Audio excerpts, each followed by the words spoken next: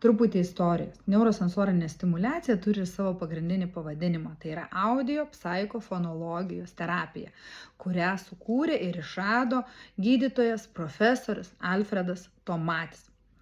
Jisai gyveno Prancūzijoje, o jo tėtis buvo operos solistas. Taigi, terapijoje labai daug skamba Mocarto muzikos, kadangi Alfredas Tomatas patvirtino, kad būtent Mocarto muzika daro didžiausią įtaką žmogaus smegenims. Jo sukurtas įrenginys irgi turi savo istoriją.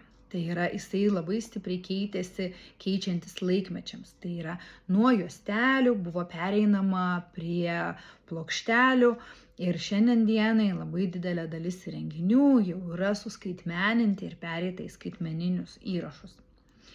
Tai tuo metu, kai gyvavo profesorius Tomatis ir kai buvo atliekama labai begalės daug tyrimų, taigi profesoriaus Tomačio metodas buvo patvirtintas begalės mokslinių tyrimų. Tai yra, mes šiandien dienai radome apie 80 mokslinių straipsnių, kuriais buvo patvirtintas šio metodo efektyvumas.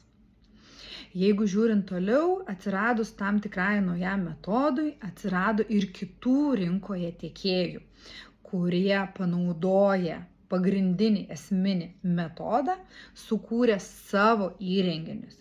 Tai vienas iš jų ir yra Josephas Wolframas, kuris dirba Belgijoje, jis ir sukūrė savo vieną iš įrenginių, kurios šiandien mes taikome Kauno klinikoje. Čia su esamais rinkos tiekėjais aš norėčiau duoti labai paprastą ir gerą pavyzdį.